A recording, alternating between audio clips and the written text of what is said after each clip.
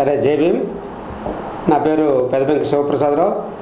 రాబోయే ఎన్నికల్లో విశాఖపట్నం లోక్సభ నుంచి ఎంపీగా పోటీ చేస్తున్నాను.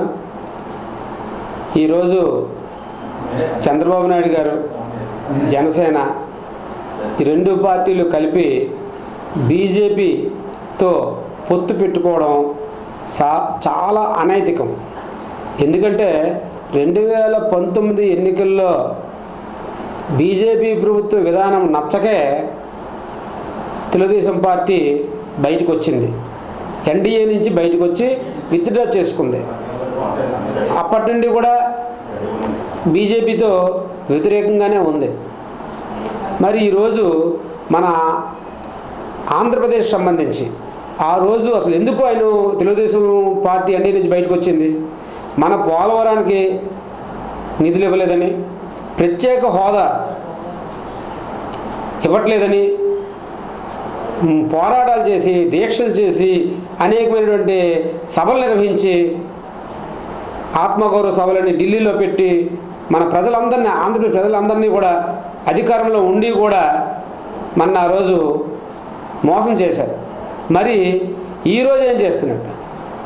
ఈరోజు కూడా గుంపగొత్తుగా మన ఆంధ్రప్రదేశ్ ప్రజల యొక్క ప్రయోజనాల్ని తాకట్టు పెట్టే పని చేస్తున్నారు ఈరోజు.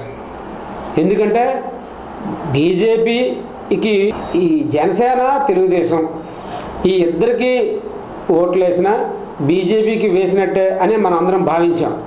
కానీ ఇప్పుడు అదే బీజేపీతో డైరెక్ట్గా పొత్తులోకి వెళ్ళడం వలన మన ఓట్లన్నీ కూడా బీజేపీకి వేసినట్లే. సరే, వైఎస్ఆర్ కాంగ్రెస్కి వేద్దాము అంటే మరి వైఎస్ఆర్ కాంగ్రెస్లో 23 ఎంపీలు మనం ఇచ్చాం. మరి ఆయన ఏం చేశారు?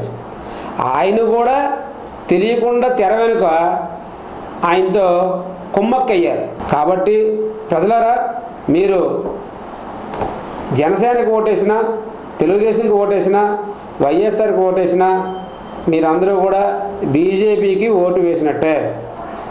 మనం మాత్రం ఈ విషయాల్లో, బహుజన సమాజ్ పార్టీ మాత్రం ఈ విషయాల్లో స్పష్టమైన వైఖరితో ఉంది. ఆంధ్రప్రదేశ్ రాష్ట్ర ప్రజల ప్రయోజనాల కోసం బహుజన సమాజ్ పార్టీ పోరాడుతుంది. ఆ విషయంలో మేము అనేక సందర్భాల్లో మేము తెలియజేసి ఉన్నాం. రాష్ట్రంలో 4 పార్టీలు ఉన్నాయో, బీజేపీ పార్టీ, జనసేన, తెలుగుదేశం, వైఎస్ఆర్. ఈ నలుగురు కూడా మన బహుజన ప్రయోజనాలని కాపాడడానికి మాత్రం కాదనే విషయాన్ని మీ అందరికీ తెలియజేసుకుంటున్నాను. వారి ప్రయోజనాల కోసమే వీళ్ళు ఇలా చేస్తున్నారు. మరి కాంగ్రెస్ ఏమైనా అదేమైనా ఎక్కువ ఏమైనా చేసిందా అంటే అసలు మన రాష్ట్రాన్ని అడ్డగోలుగా చీల్చిందే కాంగ్రెస్. కాబట్టి కాంగ్రెస్ని కూడా మనం నమ్మడానికి వీల్లేదు. ప్రజలారా, మీరందరూ ఆలోచించండి. ఈ పొత్తులన్నీ అనైతికం. మనం అనుకుంటాం ఏమంటే ఈ పార్టీ కాకపోతే ఆ పార్టీకి, ఆ పార్టీ కాకపోతే ఈ పార్టీకి మనకు గత్యంతరం లేదు అని అనుకుంటాం. కానీ బహుజన సమాజ్ పార్టీ ఒకటి ఉంది. ఇది తప్పనిసరిగా బహుజనుల ప్రయోజనాలని, అలాగే రాష్ట్ర ప్రయోజనాలని కాపాడుతుందనే విషయాన్ని మీ అందరికీ కూడా తెలియజేసుకుంటూ జై భీమ్, జై భారత్.